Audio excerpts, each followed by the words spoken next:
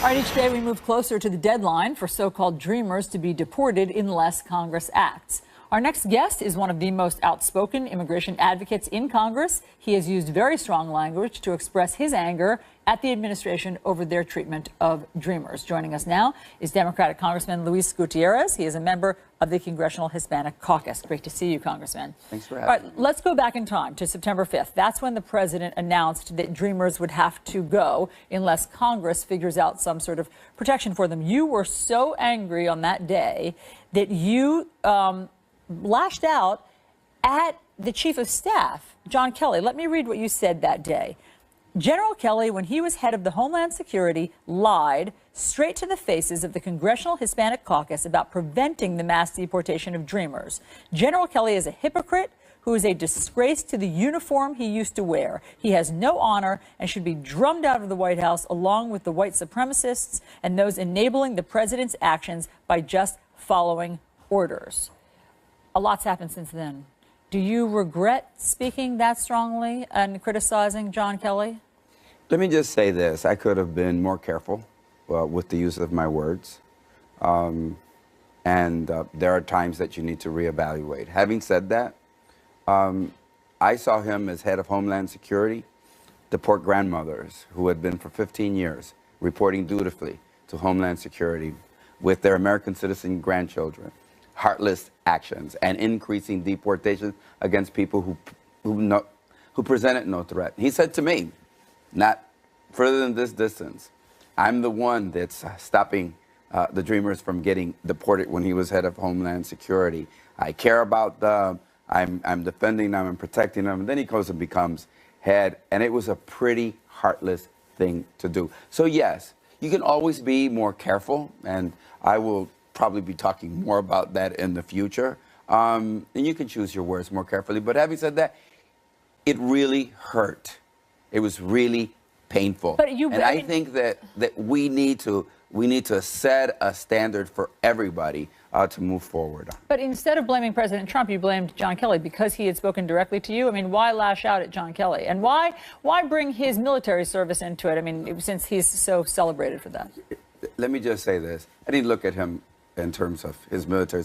What I looked at is a politician, somebody who had gone to work for Donald Trump. I mean, I sat there and I thought, hundreds of dreamers are serving in the armed forces of the United States, sacrificing their lives in defense of this nation. Thousands of members of our transgender community, many of whom have given up their lives in defense of our nation. Where was he? He wasn't speaking about those men and women in our military service and families that have become under attack. Attack why? And so I thought of 800,000 young people. I meet with them every day. It is a painful situation to watch what they go to. Again, can you use words more carefully? Certainly you can. John Kelly responded to you after you said that about him. He then put out this statement. This was about a week later. As far as the congressman and other irresponsible members of Congress are concerned, they have the luxury of saying what they want as they do nothing and have almost no responsibility. They can call people liars, but it would be inappropriate for me to say the same thing back to them. As my blessed mother used to say, empty barrels make the most noise. Obviously, he was directing that at you, but we've advanced since then. Since all of this, between you and John Kelly, then President Trump had the meeting with Chuck Schumer and Nancy Pelosi where it sounded like they hatched a deal to protect the dreamers. Do you think that's going to happen? Are you heartened by what you've heard? Here's what I think. I think that Donald Trump took an action against 800,000 of our youngest, most vulnerable people. And the American public should understand something about the 800. They've been through a security background check, not once, because they have to do it every 2 years. Many of them have done it 3 times. As they've submitted their fingerprints, they have absolutely no criminal background, and they're going to school, they're paying taxes. 91% of them are working. So I have school teachers, I have doctors, I have engineers, I have people at all facets. But most importantly, I have people who are moms, too, of children, and their wives and husbands, and they shouldn't be used as political fodder by Donald Trump. When he kept saying, and you can find Donald Trump saying throughout, well, first I was going to get rid of them, but now they're good kids. I'm going to do, remember he used to say, I'm going to do something real special. Real special?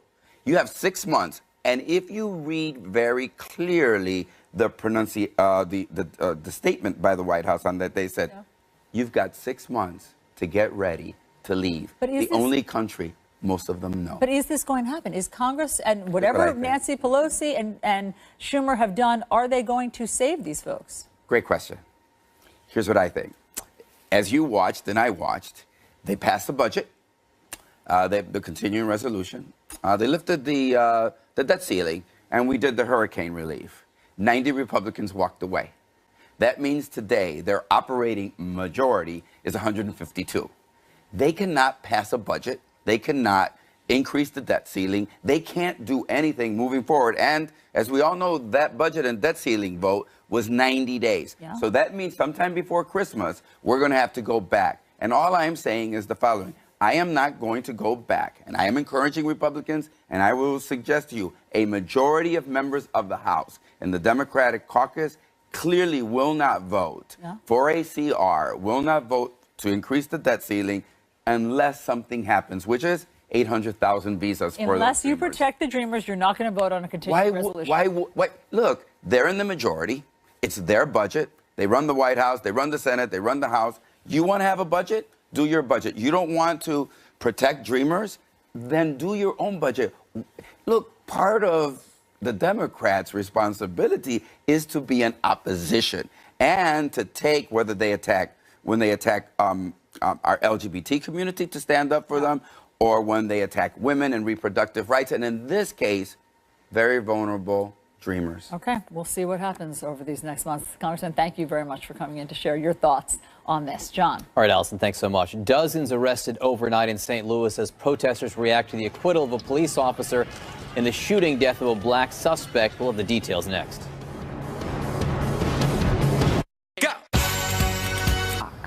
Let's run this by BDO. Donald Trump will make his debut at the United Nations this morning with a big address to world leaders tomorrow. What will the president say? Here to discuss, someone who has been there, former British Prime Minister Tony Blair. Mr. Prime Minister, thanks so much for being with us. Thank you. So President Trump's been to Europe. He has spoken to European leaders, addressed the world before a few times, but this is his first time at the United Nations. His previous speeches, he was sort of greeted with side-eye, curiosity, maybe some scorn in some places. What does the president need to say this week? I think it's quite an important moment because this is the first time the world as a whole will be looking at the American president, hearing him. And I think there needs to be clarity, consistency in the American approach.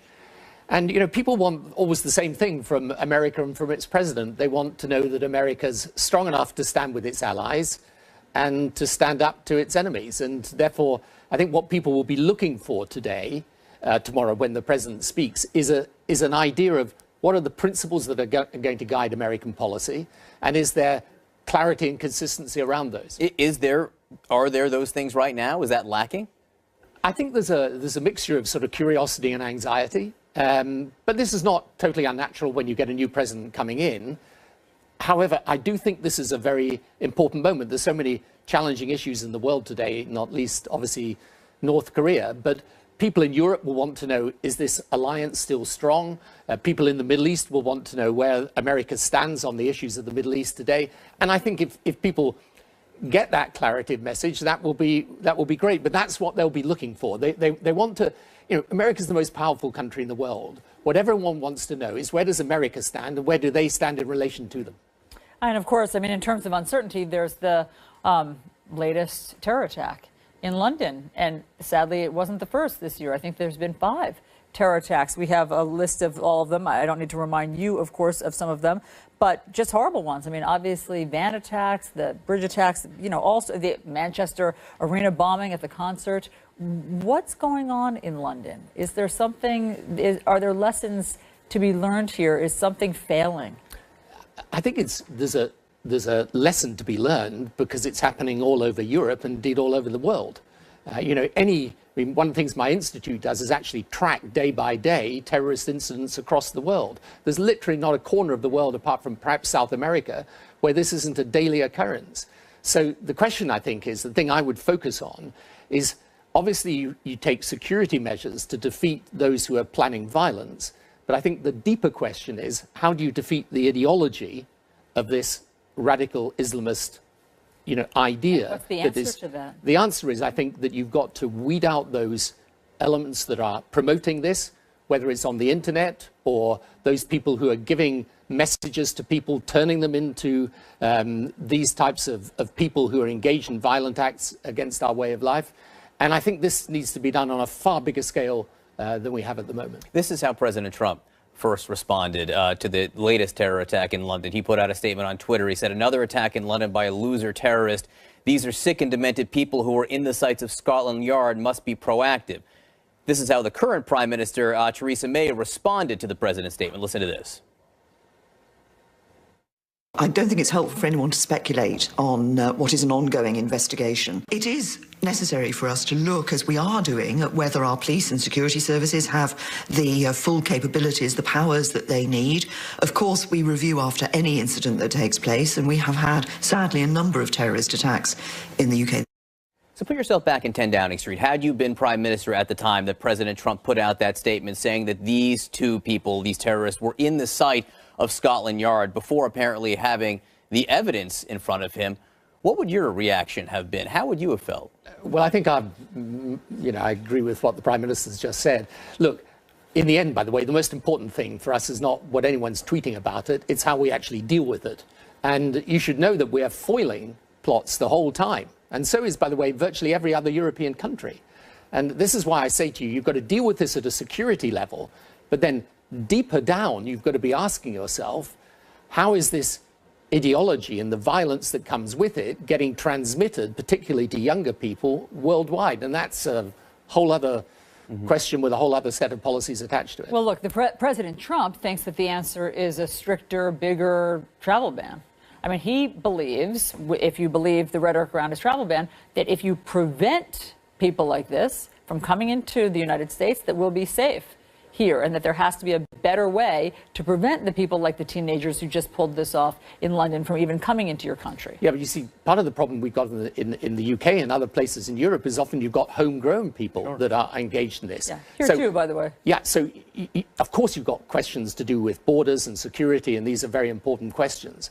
But I really do believe the deeper question, I mean, right now, for example, around the world, you have millions of young people being educated in religious madrasas, in very strict terms, dedicated to an ideology that preaches hatred against those that are different. Now, if you've got that going on in the world, yes, of course, you've got to protect yourself by security methods, but in the end, you've got to be rooting out that type of education and that type of propaganda. And this is where, obviously, the internet's also very important. I mean, one of the things we work on in my institute is how you manage to stop these types of messages getting through to people. When they go onto these sites, you divert them onto sites that are more positive. But this requires, frankly, a revolution in approach way beyond anything we've done so far, because otherwise, I'm afraid this problem is going to grow. And again, you talk about your institute, the Institute for Global Change. Do you feel like you're swimming, against the tide right now when nationalism seems to be the trend? Well, I think it's important we rediscover the importance of international engagement. I mean, one of the things we're doing this week is looking at that whole group of countries across the northern part of sub-Saharan Africa. Poor countries, exploding populations, weak government, extremism rife. Unless we're supporting them now, they are going to be a source of future terrorism, of waves of migration that are going to destabilize our societies further. So, my view is we need a completely different, much more radical, much more far-sighted approach to dealing with this than we have at the moment. And if people want to learn more, they can go to the Institute for Global Change and find out all the things that you're working on. Thank you very much. Thank you so much. Great to have you here, It's a pleasure. Mr. Blair. We're following a lot of news this morning, so let's get right to it. Very important week for the president. The world will be listening. If the United States has to defend itself in any way, North Korea will be destroyed. This is probably one of the most serious national security crises we've faced.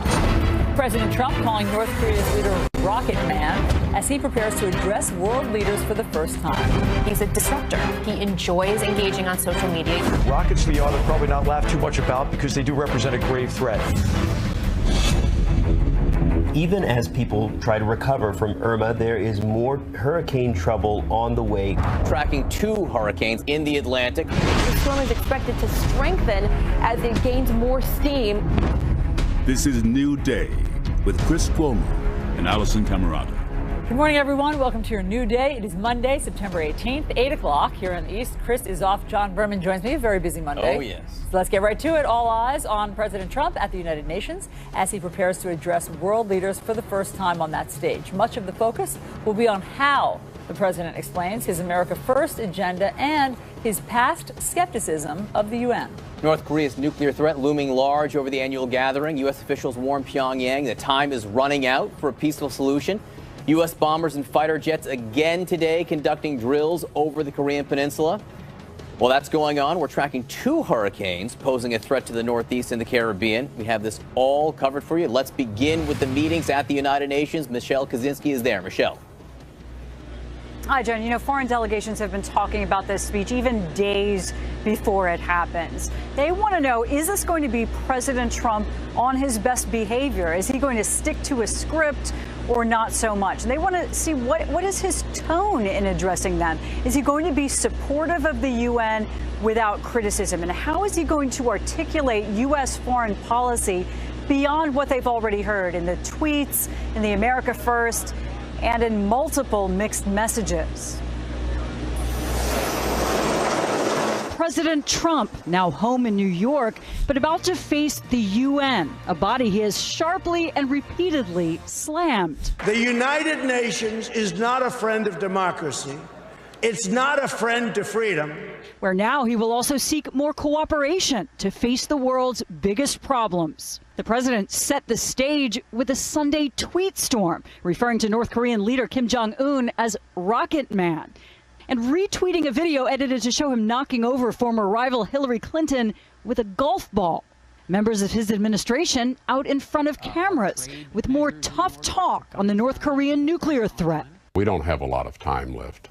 If our diplomatic efforts fail, though, our military option will be the only one left. Was the president's fire and fury remark an empty threat? It was not an empty threat. I'm perfectly happy kicking this over to General Mattis because he has plenty of military options. At the same time, though, the U.S. has been aggressively calling on China and Russia to do more to choke off Kim Jong-un's resources. Beijing and Moscow did vote in favor of unprecedented UN sanctions against North Korea, a step the president and his national security advisor have since downplayed, to the apparent chagrin of the State Department. Are the sanctions a big deal, or are they not a big deal? Because I've heard two really different things. I think the sanctions, and I'm not going to go against the president, but I think the sanctions are significant. Allies have been confused at times over what this administration values more, collaboration or going it alone. Trump's America First doctrine reflected in the 3 themes the president is expected to touch on in his speech Tuesday. First is to protect the American people. The second is to promote American prosperity. And the third is really to help promote accountability and sovereignty. The U.S. footprint at the UN this year, much smaller than it's been in the past. Meetings overall, fewer, leaving allies skeptical of how much the U.S. will be engaged on key agenda items like democracy promotion, refugees, and the environment. And how a nationalistic leader of the free world will embrace this global entity now. I personally think he slaps the right people, he hugs the right people, and he comes out with U.S. being very strong in the end.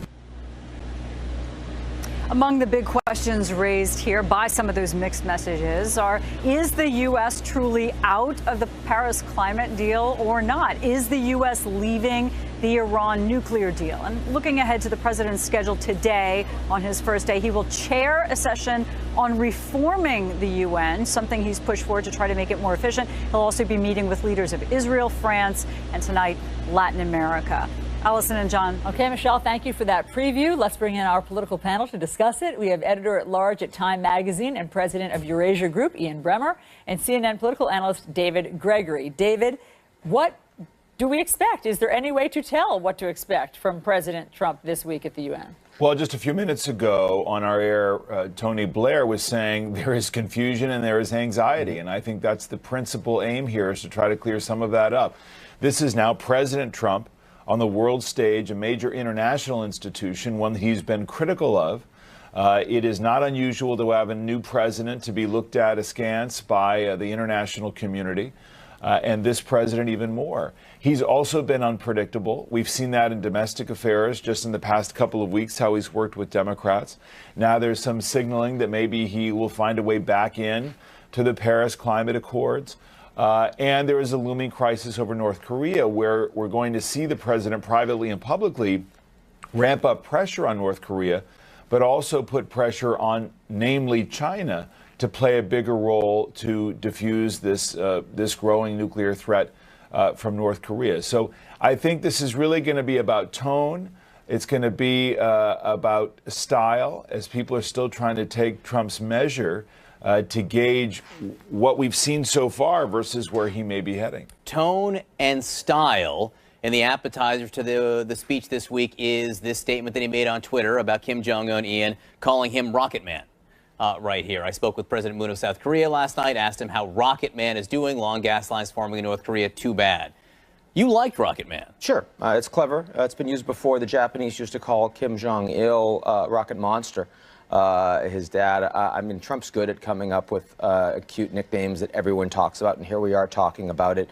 Let's face it, the North Koreans are vastly better at propaganda than we are, and they say they're going to destroy us, and they're going to sink Japan, and they're going to leave nothing but ashes. I think he can handle a tweet that's going to only put Kim Jong-un more in the news. But to get back to David's point, look, what's interesting about Trump at the United Nations, when Trump gets insecure, he goes to his base. When he thinks the media is going badly, he goes to his base.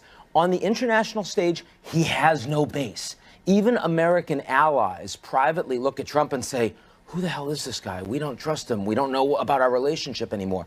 He'll be fine on the big stage, the UN General Assembly, because the speech is written for him. He reads speech well. The more formal it is, the fine. But in all of these off-camera moments, the one-on-ones with all of these heads of state, and then their delegations will be talking to each other, it's going to leak. You remember these conversations with the Australian Prime Minister, the Philippine President, all of that? That's where we've gotten some of the most salacious headlines, because their staffs look at Trump and say, who the hell is this bozo? And what's going to happen this week is you're going to get a lot of that, because they don't like him, they don't trust him, and offline, off camera, they say a lot of really snarky things. That's interesting, right, David? I mean, because these meet and greets have been described as like speed dating on steroids.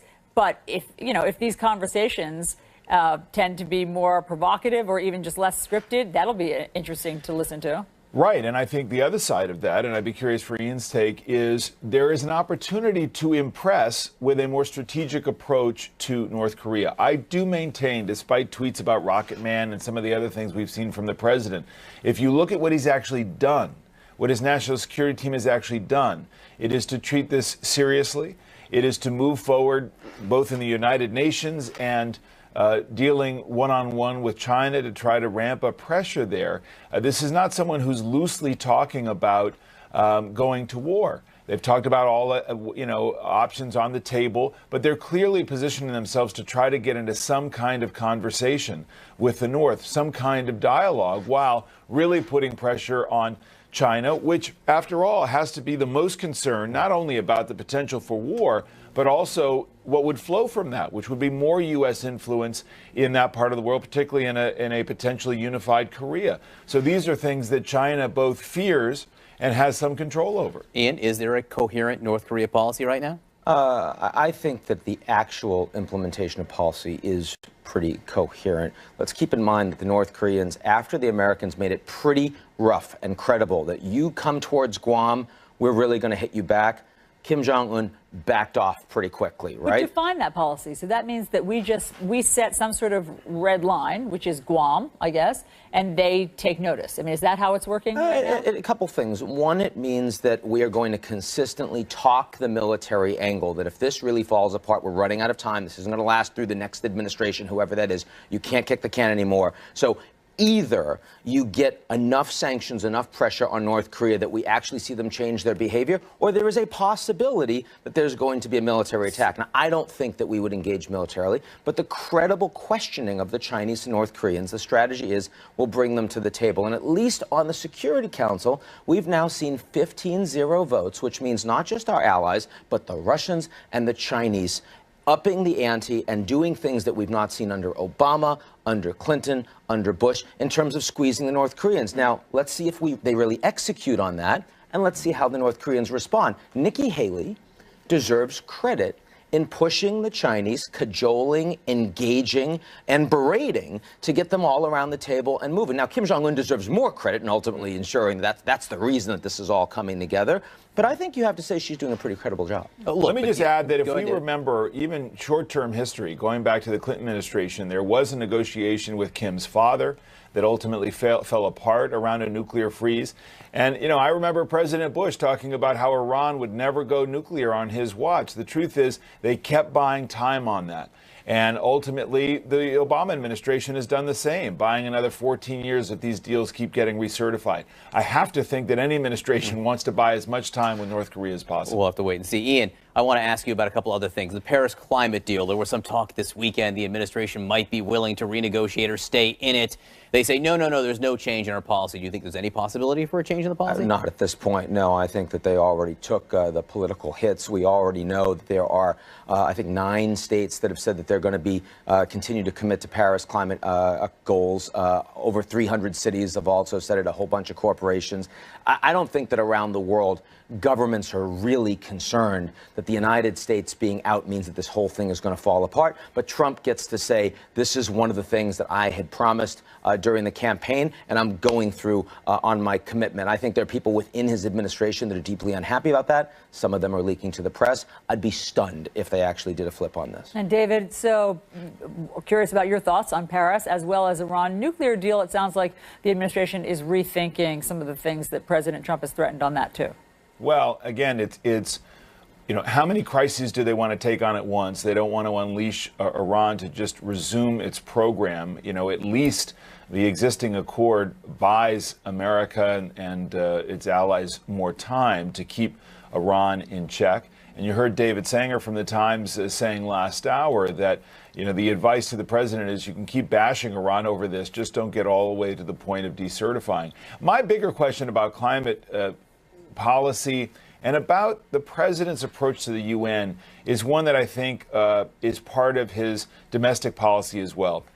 The president has a base, as Ian said. He plays to that base when he feels insecure or under attack. But when he's attacked, it reminds him how much he dislikes being disliked and how legitimate he wants to be and appear on the world stage. And I think the opportunity to win, however the president defines that, and to be seen as a legitimate world leader is something that I think really appeals to him. And we've seen him start to make some compromises to position himself that way. And that's why I'm kind of eager to see how he approaches the UN and how much that will have changed from his campaign rhetoric. Quickly? I just say that, you know, national security is the one place where Trump seems to know that he doesn't know things. And that's a good thing. You remember on NATO when he said, NATO's obsolete, got to get rid of it. And then later on he comes back and he says, well, look, I was a real estate guy. I didn't know anything about NATO. He would never admit that level of lack of knowledge on trade, on tax, on health care. I think that's why you've seen him go to the generals who know things. And ultimately, I think that gives us a little more feeling of security that he's not going off the rails on some of those issues. Gentlemen, thank you. Thanks for the great conversation Thanks. and the preview. We have to talk about other big news. Hurricane Maria.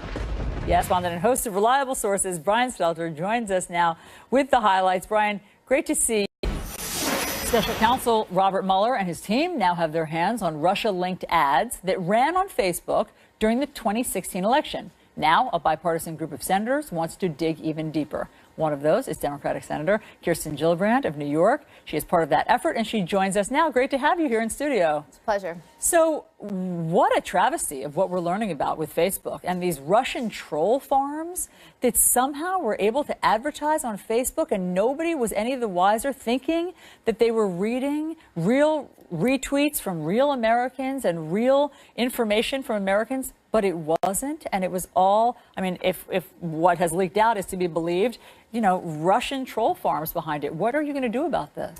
So Senator Lindsey Graham and I have a bipartisan bill to do a deep dive, a 9/11 style commission that will look into how are we hacked, what were our cyber vulnerabilities, what are our cyber vulnerabilities today, and what can we do to prevent another type of interference in the 2018 election. And what do you want Facebook and social media to do? I mean, if they're they're not above the law, and it is illegal for foreign countries to undermine or participate in our elections. So buying those Facebook ads is illegal. So what we need is more disclosure and more accountability, more transparency.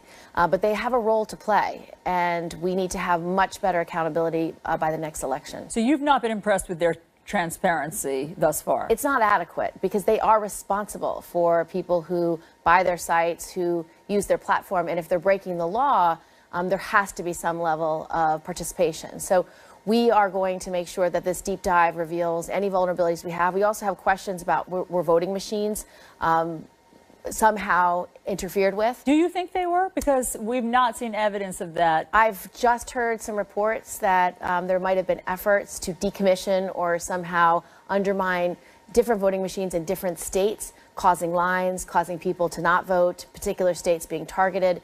So these are things that we need a full investigation of to see if there's any evidence of it, and then what evidence there is, and what can we do to protect ourselves next time. Let's talk about another bit of bipartisanship that you're involved in, and that is you want to protect transgender military service members, particularly after what the president has just said in terms of a ban. So what are you going to do about that? Well, these are men and women who are serving our country today, putting themselves in harm's way, risking their lives. No one should tell them they cannot serve based on their gender identity. And so I have a bipartisan bill with Senator McCain, Jack Reed ranking on the DEMS side, along with Susan Collins, and Susan and I worked together to write the bill to say if you are serving today, you are protected, you cannot be kicked out, and that you may re-enlist. And what about future people who want to enlist? So that's the question, and that's what Secretary Mattis is doing right now, is analyzing what he intends to do in the future. But while that's happening, we want to make sure no one can be kicked out, because again, this goes to our basic civil rights and civil liberties. If someone is willing to die for this country, you should not tell them they can't serve. Another topic that I want to talk to you about, because you and I have both worked on this in the past, and that's campus sexual assault. Education Secretary Betsy DeVos has said publicly that she wants to kind of revisit the guidance from the Obama administration in terms of how universities should handle this widespread problem of campus sexual assault. And it sounded as though what she wanted to look at was how to better protect. One of the things that she wanted to look at was how to make the system work better, she says, and to protect the falsely accused. What do you think of that? Well, I have a concern that she doesn't understand the dynamics of these cases very well. I don't want an innocent person getting in trouble or being accused any more than I want a guilty person going free. And so we want to have a system. So we have a bipartisan bill right now in the Senate, and if she really wants to fix the problem, she should support our bill. It's widely supported by Democrats and Republicans, and the most important part of our bill is to have an online survey that students get to fill out every 2 years to say, number one, is my campus safe? What's the climate like? Have I been assaulted? If so, have I reported? If not, why not?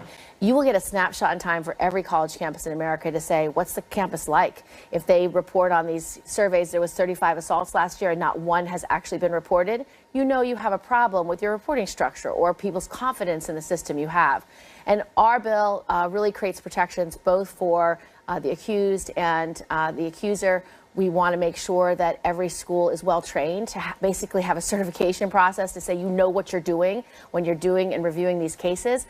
And then another point that law enforcement's developed is having one confidential advisor on every campus. So if you are a victim of sexual assault, you have someone to go to, and she or he can tell you, this is what it looks like if you report on campus. You can only receive accommodation. You can get your class schedule changed, you can get your dorm changed, but it's only accommodation, and best case scenario, your assailant is kicked out. If you go to criminal justice, that means jail time, that means going through a trial.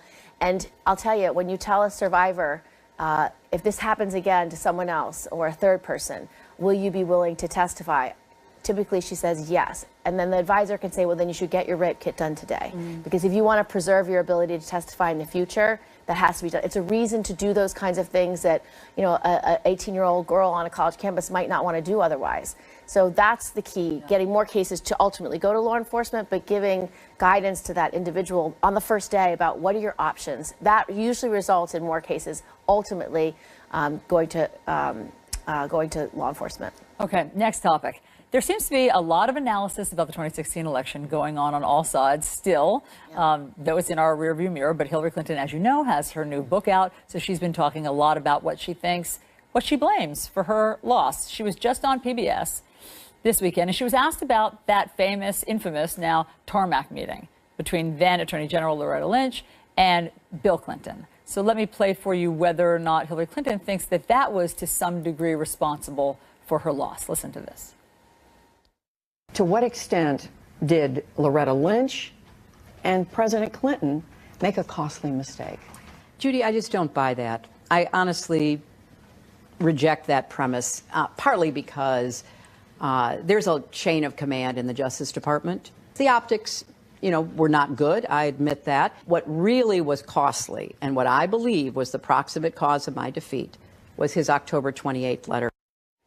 Of course, she's talking about James Comey there. Do you think that in terms of that tarmac meeting, it was just bad optics? So my view of this is we're looking forward to the 2018 elections, and I'm grateful that Secretary Clinton ran for president. I'm grateful that she's written her book because it's important for women to be heard in all places and to be able to tell their story. But fundamentally for me, that election is about how she inspired millions of people across the globe to stand up for what they believe in, to fight your hardest, win or lose. And as a result, we have thousands of women running for office this cycle. Emily's List reported that there were typically 1,000 or 2,000 women wanting to be trained and run at this time in the cycle. We have 14,000. And so I'm grateful for what Secretary Clinton has done, and I think she's inspired millions. And so I'm focused on how can we win these seats in 2018, and how can we encourage more candidates to come forward to run and to provide that oversight and accountability over President Trump. Who's the leader of the Democratic Party right now? I think you have your congressional leaders, of course, but I think Senator Sanders is out there talking about things that has big ideas like Medicare for all. I think Elizabeth Warren's out there talking about a rigged system that we desperately need to fix for working families. And for each of us who are running for re-election, such as myself and 24 other Senate Democrats, we're in our states talking about our vision and what we want to change and how we want to make a difference and how we want to make the economy grow. But are they the national leaders, as you see it, Bernie Sanders and Elizabeth Warren? I think that's how they're perceived, and I think they're doing a great job in terms of speaking out on the issues that matter to most people. But you won't really have a national leader Democrat until you have a nominee. So between now and then, you're really focused on state by state, winning over voters, listening to voters, hearing why they were so distressed in the last election, why many of them chose to vote for a disruptor, someone who was going to blow up the system, as opposed to someone who might have spoke to their values and goals better. And so we have to listen a lot harder, and then we have to work a lot harder in getting things done, actually passing legislation like things that will help people, rewarding work in this country, having paid leave in this country, having a minimum wage that's a living wage, things that could actually help people's lives, and we have to get that done. What are your thoughts personally on 2020? I think there's going to be a huge interest in trying to bring our country in a different direction. I think some of the policies that have come under the Trump administration have been really harmful, whether it's attacking DACA kids, whether it's attacking transgender troops, whether it's not investing in infrastructure, not investing in the middle class. Right, but these are all issues that you care about. Are you thinking about running in 2020? I'm focused on 2018, so I'm focused on my re-election. I'd like to be a senator. But at some point, I mean, is that in your future? Well, I'm focused on being a senator, so that's all I'm doing right now. And I think if there were a void or a vacuum in 2020 and nobody had emerged, would you throw your hat in? You can ask me that question then, and I promise to answer it. It'll be too late in 2020. I mean, look, are you comfortable with it being Bernie Sanders and Elizabeth Warren, or do you think that there's room for perhaps somebody who, I mean, they're seen as being quite on the left? I think there's so much room. I mean, I think there's many people who plan to run. Certainly the pundits have talked about a list of at least 20 people who are thinking about running. So I'm certain we will have a whole array of fantastic candidates with different experience, some Senate experience, some gubernatorial, some private sector, and they'll all be sharing their vision for what they want for this country. And I think that will be a vibrant process and an exciting process, and I look forward to it. But in the meantime, we have to, I think all of us focus on the importance of 2018 because we need to flip the House. We need to create a bulwark against some of President Trump's policies that are so harmful to the economy, so harmful to middle-class families. And that's what we have to do for me as a senator who's running for re-election, but also for anyone interested in politics to campaign for candidates that are trying to change the direction of this country. Senator Kirsten Gillibrand, thanks so much for being here for such a comprehensive conversation. You're welcome. My pleasure. Great to have you here in Thank studio. You. John. I'm focused on 2018, Allison. It's going to be my answer tonight when my wife asked me to do something I don't want to do. All right, American students targeted in France, attacked with acid. Investigators say it's not a case of terrorism. Why not? The latest next. These guys on your left and right, they will always be there, no matter what. Special Counsel Robert Mueller's team now in possession from information from Facebook that could be linked to Russia, and it all has to do with the presidential election. The Special Counsel's office obtained a search warrant for the information. That is a huge deal. It could signal a significant turn in the investigation. Let's bring back our political panel, John Avlon, David Drucker, A.B. Stoddard. Look, the Special Counsel, in order to get this warrant, had to go to a judge and say, hey, we have evidence of criminal wrongdoing here. We need this information you have. Facebook says we won't turn over said information without a search warrant. This feels like a shift. You can tell that Mueller is focusing in on these very specific things like obstruction of justice, the June 16th meeting, the obstruction of justice on firing of Comey, the crafting of a letter aboard an airplane home from Hamburg, Germany, with several associates and Trump about the June 16th, 2016 meeting. And he's focusing in on whether or not there was any collusion between a Trump associate helping Russian ad buyers on Facebook target certain places to reach certain voters. That would be the closest evidence of any kind of straightforward collusion we've come to see.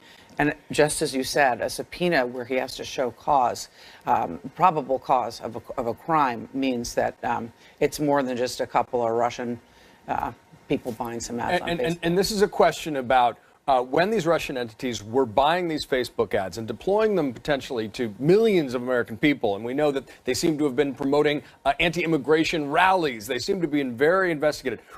Was there any knowledge by anyone in the Trump orbit? It becomes a question, not only what did the Trump campaign know and when did they know it, but what did Facebook know and when did they know it? And the only time they're going to be willing to give this critical information is under a subpoena. That's right, because Facebook has not been transparent about all of this stuff, David Drucker. They haven't wanted to tell the American people exactly what the extent of the Russian troll farms buying these ads and then, proliferating them. Right. Around. So I'm a little sympathetic to Facebook just because of the controversy of whether or not technology companies like this are going to share information provided to them by their customers, by their advertisers. As we know in Washington, with the National Security Agency's spying powers, there has been a huge debate over how much information the government should have access to unless it's part of a criminal case. What I would say about this that is super interesting is that there's always been two issues as a part of the 2016 campaign that we've been trying to figure out. One is the collusion issue. Was there collusion between Trump, his associates,